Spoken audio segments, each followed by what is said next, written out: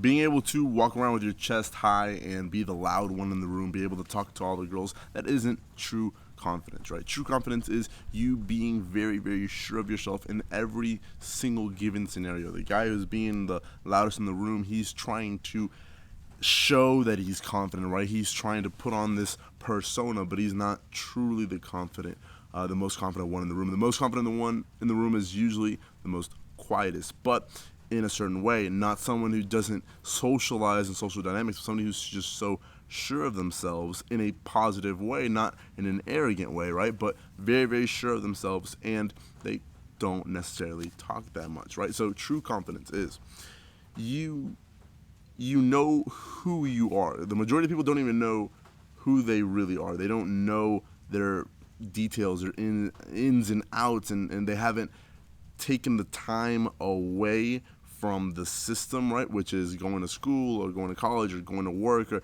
they haven't taken the time just to learn about themselves, to truly introspect and learn what it is that makes them tick, right? So when you learn more about yourself, you have certain values, you have certain principles that you establish, right, that you live by, okay? And by sticking to these principles, by sticking to these values on a day-to-day basis, you become sure of yourself because you know who you truly are. You know what you value, you know what you're after in life, you know what your purpose is, right? That will naturally exude true confidence. You'll be able to be in any scenario, meet anyone, and be able to talk to them authentically and confidently, right? And not only that, but knowing what it is that you are moving towards, because if you're in life and you're in that state of where you're just kind of like going with the wind and going with the flow, there are certain points in life where flow state is very unique and very special, and something that we strive to get towards. But there's other people that go with the flow in a sense without direction. Does that make sense?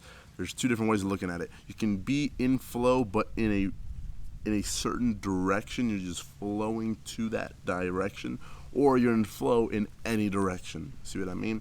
You live your life however you want to, but if you aren't sure of where you are and where you're at in life, where you're going, the things that you've established, knowing yourself, etc., that is what's going to breed true confidence. Yes, you can go to the gym, you can make your body feel better, and then by feeling better in your vessel, in your body, you're obviously going to be more confident, right? Those are miscellaneous. You should already be going to the gym. You should already be working on your body. It's not like you want to be more confident and like, oh, go to the gym. You should already be going to the gym, right?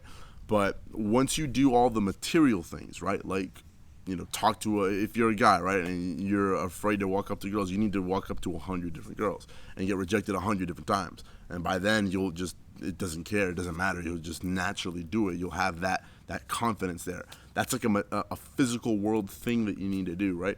And then there's going to the gym. Yeah, obviously, your body needs to be in a certain way. Your physique needs to be in the way that you desire it to be. You can't be embarrassed of your own body, right? So if you're in a state of where you're embarrassed of your own physique, then obviously you're not going to be confident in your own body, right? So in your own skin. So going to the gym, talking to a whole bunch of girls, talking to guys, looking people in the eye. Yes, like all of these things are just things you should already be doing. That's like a baseline confidence type of level, right? But true confidence is you are completely sure of yourself. You know everything about you. You know what it is you're after. You know how it is you want to talk, how it is you want to be socially. You know exactly why, because you've been putting in the work, because you've realized the way that you've been and you've established the way that you truly want to be. You've put into work to fix errors if there are errors and perfect how you are socially and how you are mentally, right? Knowing what your values are. If you truly don't believe in dishonesty, if you're an honest person, if you stick to truth, then you never lie. A lie will not come out of your mouth no matter what, in any circumstance, in any scenario. You will always be honest. And by establishing that and being true to that, like just not shaking that, that is where that natural confidence is going to be coming out, right? And not any of like the artificial, like, drinking and all that stuff, man. Like if you need alcohol to be confident in yourself, to know yourself, you're a lost cause. You know what I'm saying? Like that's definitely something that you want to avoid, right?